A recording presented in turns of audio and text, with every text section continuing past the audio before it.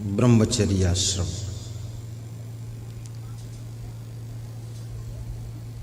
इसका टाइम वेद ऋषियों ने 25 वर्ष तक रखा है कि 25 वर्ष तक ब्रह्मचारी रह सकते हैं।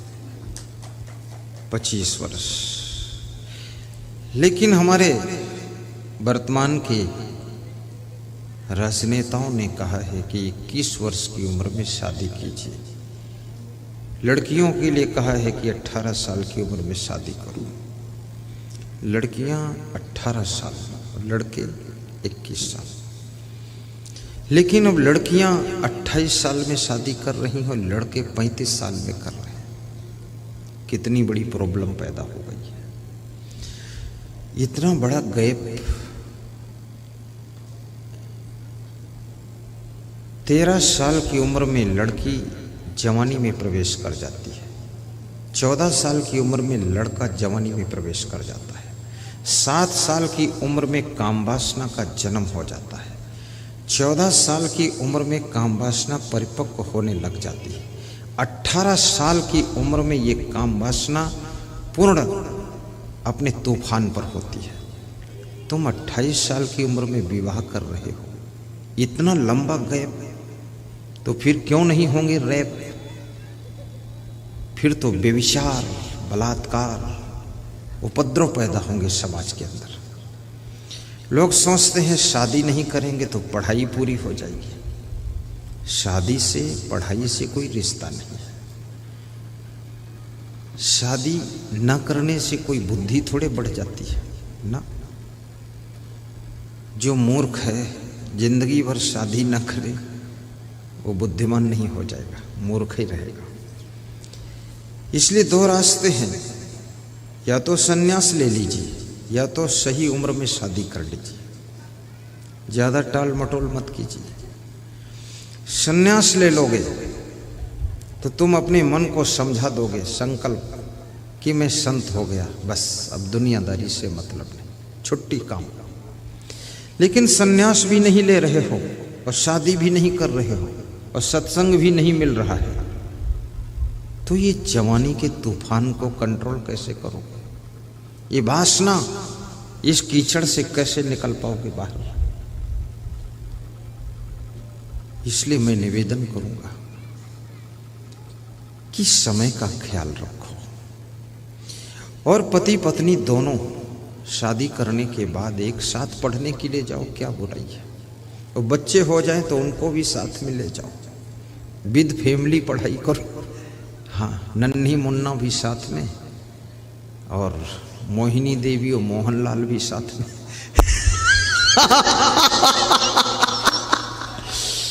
मेरे साथ में एक स्टूडेंट पढ़ता था, अपने बेटे को भी लाता था स्कूल को। मैंने कहा ये कौन है? बोला ये मेरा पुत्र है। मैंने कहा इसको क्यों लाते हो? बोले ये शिक्षा के योग्य हो चुका है। मैंने कहा तुम? बोले मैं तो 10 साल पहले ही अयोग्य हो गया था, लेकिन फिर भी जुटा हूं, हो सकता कुछ निकले रास्ता। कक्षा 10 में भी वो 2-4 बार फेल हुआ, 11वीं में भी फेल हुआ।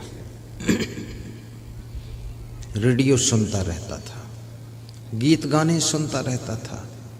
गोटेदार लहंगा निकलूं जब डाल के, छुरिया चल जाए मेरी मत वाली चाल पे, दिल के अरमा आंसुओं में बह गए, मेरी खोपड़ी वहां कट के निकल गई। ऐसा ऐसे मूर्खता के गीत सुनता रहता था।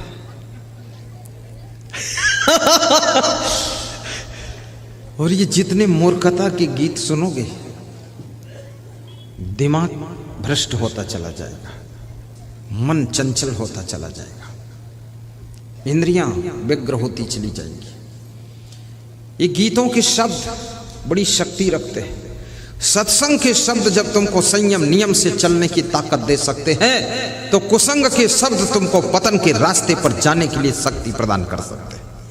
इसलिए गंदे शब्दों को नहीं सुनना चाहिए, गंदे गीतों को नहीं सुनना चाहिए, और अश्लील गीतों को गाना भी नहीं चाहिए। और ये सैया बल्बों और इधर उधर वाले गीत, मेरी जान जा रही है और मेरी नाक कट गई है, ये फालतू बातें गाना और बजाना सुनना सब गलत काम है, मत सुनो। तो मैंने उसको समझाया। मैं कक्षा 6 में था तब वो हाई स्कूल में था, और मैं हाई स्कूल में पहुंचा तो उसी क्लास में था। मैंने कहा अभी तो तुम इसी क्लास में हो? बोले आपका इंतजार कर रहा था, कभी तो यहाँ तक आओगे। तो उसको मैंने समझाया, उसके समझ में आया। 11वीं में मेहनत किया उसने, सिगरेट पीता था। विद्यार्थी को क्या सिगरेट पीना चाहिए? कभी नहीं। विद्यार्थी को क्या गुटखा पुड़िया खाना चाहिए? कभी नहीं। विद्यार्थी को क्या पिक्चर सीरियल देखना चाहिए? कभी नहीं। विद्यार्थी को क्या फैशन करना चाहिए? कभी नहीं। विद्यार्थी को श्रृंगार करना चाहिए? कभी नहीं। विद्यार्थी को ज़्यादा सोना चाहिए, ज़्यादा खाना चाहिए? कभी नहीं। कम सोइए, कम खाइए। सिगरेट बीड़ी पुड़िया का सेवन बिल्कुल मत कीजिए। श्रृंगार और फैशन में बिल्कुल मत फंसिए। विद्यार्थी को क्या क्रोध करना चाहिए? नहीं। विद्यार्थी को गुटबंदी और पॉलिटिक्स करना चाहिए? कभी नहीं। राजनीति को त्याग पत्र दीजिए। विद्यार्थी जीवन में एक समय एक काम कीजिए, डबल डबल काम मत करिए। एक पंथ दो काज वाली कहावत को चरितार्थ मत करिए। पहले योग्य बन जाइए। विद्या अध्ययन तुमको योग्य बनाता है, और जब योग्य बन जाते हो और अपनी योग्यता का तुम प्रयोग करते हो, तब तुम कम समय में बहुत बड़ी ऊंचाइयों को छूने लग जाते हो। इसलिए पहले योग्य बनो। विद्यार्थी को माता पिता से नाराज भी नहीं होना चाहिए, मुंह नहीं फुलाना चाहिए। माता पिता अगर थप्पड़ मार दे तो मुस्करा देना चाहिए, कहीं कोई गलती हुई है इसलिए मार पड़ गई है। चाणक्य ने कहा है 5 वर्ष तक बच्चे के साथ लाड़ प्यार कीजिए, और 5 से लेकर के 16 साल की उम्र तक उसको थोड़ा थप्पड़ भी मार दीजिए। चाणक्य नीतिकार कहता टाइट रहिए उसके प्रति। और फिर कहा है 16 साल के ऊपर जब उम्र हो जाए तो उसको मित्र समझ करके उसके साथ सलाह कीजिए, फिर मारपीट मत कीजिए, न डांट फटकार कीजिए। कितने बाप लोगों को तजुर्बा नहीं है, 25 साल के बच्चे के साथ भी लपटी लपटा करते। अब वो 25 साल का बच्चा जवान हो चुका है, तुम 50-60 साल की उम्र है, बूढ़े हो गए, कमजोर हो गए, अपने जवान बेटे से लपटी लपटा करोगे, पटक देगा, नीचे गिर जाओगे, क्या इज्जत रह जाएगी। अब मारने की उम्र खत्म हो चुकी है, अब हाथ मत उठाइए, समय जा चुका है। अब जो है उसको सहन कीजिए, स्वीकार कीजिए। लाड़ेत 5 वर्षाणि 10 वर्षाणि ताड़येत प्राप्ते तो खोड से वर्षे पुत्रम मित्रम युवाचरेत। लाड़येत बहवो दोषा ताड़येत बहवो गुण तस्मात् पुत्रस्य शिष्यस्य ताड़येन्न न तु लालयेत। लाड़ प्यार करने से बहुत दुर्गुण पैदा होते हैं, बड़ी गजब की बात है, सोचना इस पर। और ताड़ना करने से यानी कड़ी दृष्टि और अनुशासन रखने से शिष्य और पुत्र में नाना प्रकार के गुण पैदा होते हैं, अच्छाइयाँ पैदा होती है।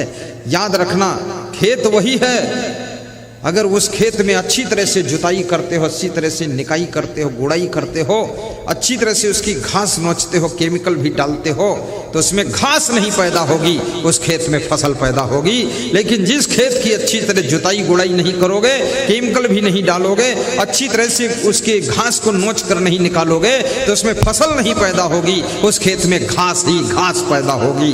इसलिए याद रखना, दुर्गुण ही दुर्गुण जिसकी जिंदगी खेत में पैदा हो रहे हैं, वहां पर सुख शांति और उन्नति की फसल कभी नहीं हो सकती है। दुर्गुणों की घास को उखाड़ कर फेंक दीजिए।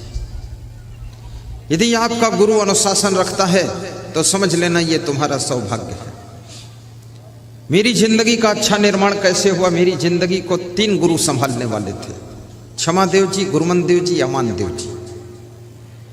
तो क्षमादेव क्या करते थे? वो ज्ञान देते थे और मीठा बोलकर प्रेम देते थे, और गुरुमनदेव टाइट रहते थे, हट फट फट फट कहाँ ऐसे डपट लगाते थे, मैं उनको डरता था। और अमानदेव क्या करते थे? वो ला करके कुछ न कुछ खिलाते थे और पुचकार लेते थे, घबराना मत, धैर्य रखना और हम सब कर देंगे व्यवस्था। और अमानदेव का ही सगा बड़ा भाई गुरुमनदेव, दोनों भाई थे, एक डांटता था दूसरा संभालता था। आज की तारीख में दोनों भाई सगे भाई भी हैं, गुरु भाई भी हैं, और तीसरे जो क्षमा देव मेरे गुरु हैं, तीनों मुस्कराते हैं मेरी ओर देख करके। गुरुमन देव कहते हैं अब कब दर्शन दोगे, और अमान देव कहते हैं हमारा भी कल्याण कर देना, और क्षमा देव कहते हैं जल्दी आ जाना। जिन्होंने मेरी जिंदगी को संवारने में, बनाने में एकदम दृष्टि रखा हर समय। वास्तव में हर व्यक्ति के अंदर महान बनने की ऊर्जा छिपी होती है, ऊपर उठने की सामर्थ्य छिपी होती है, बहुत कुछ करने की ताकत अंदर गुप्त रूप से, रहस्य रूप में पड़ी रहती है। लेकिन हम कुसंगत में पड़ जाते हैं, चंचलता में पड़ जाते हैं, तब वो हमारी सारी ताकत व्यर्थ में चली जाती है। इसलिए अगर माता पिता तुमको कंट्रोल करते हैं, गुरु तुमको कंट्रोल करता है, या बड़ा भाई तुम्हें कंट्रोल करता है, या तुम्हारी पत्नी कंट्रोल करती है, पति कंट्रोल करता है, कंट्रोल करने वालों को धन्यवाद देना, शुभकामना करना कि तुम मेरी जिंदगी का निर्माण कर रहे हो। हम तुम्हें बार बार वंदन करते हैं, अभिनंदन करते हैं। कभी कभी तुम्हारी बड़ी बहन डांटती है, चल पढ़ाई कर, तुम कहते हो कि तुम क्यों बोलती हो। जो तुमको डांटता है वो तुमको बहुत मानता है, और जो कुछ नहीं कहता है वो तुमको फोकटनाथ मानता है। इसलिए डांटने वालों से नाराज मत होना। लेकिन इसका अर्थ ये नहीं कि यहाँ से जाने के बाद तुम सबको डांटना ही शुरू कर दो, और डांट डांट कर कहो कि गुरुजी ने कहा था जो डांटता है वो बहुत मानता। हम बहुत मानते इसलिए हम डांटते। ये फार्मूला भी फालतू मत अपना लेना। जरूरत पड़ने पर डांटिए, नहीं तो प्रेम से ही काम लीजिए। एक विद्यार्थी का जो समय है, ध्यान से सुनना, पूरे जीवन के निर्माण का समय है। ये बचपन पूरी जिंदगी को संवारने का टाइम है।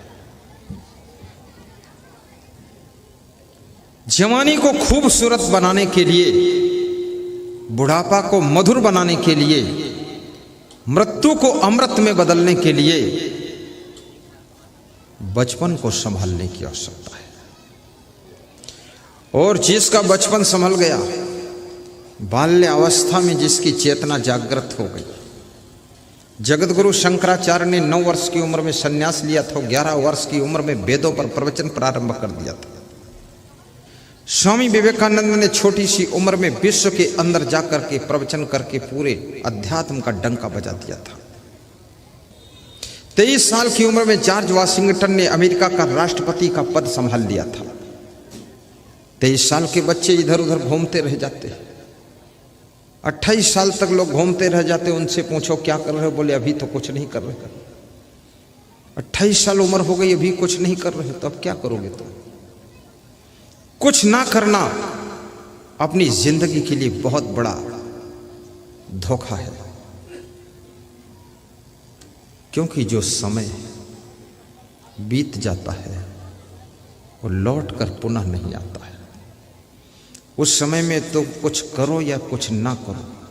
आरती का दर्शन चल रहा है, दर्शन करते रहिए, हाथ घुमाकर मस्तक में लगाइए, और आरती की थाल में अपनी श्रद्धा भी अर्पित करते रहिए। समय को पहचानना, बचपन को व्यर्थ मत जाने दो। बचपन सीखने की अवस्था है,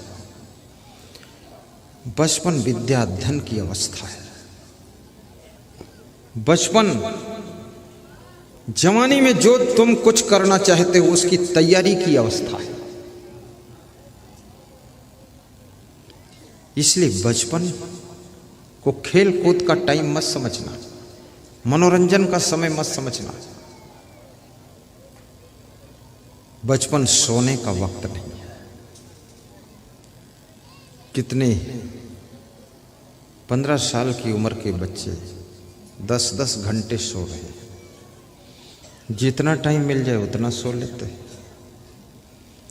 अधिक सोने से भी तुम्हारा स्वर्णिम समय व्यर्थ चला जाता है और शरीर आदत को पकड़ता है।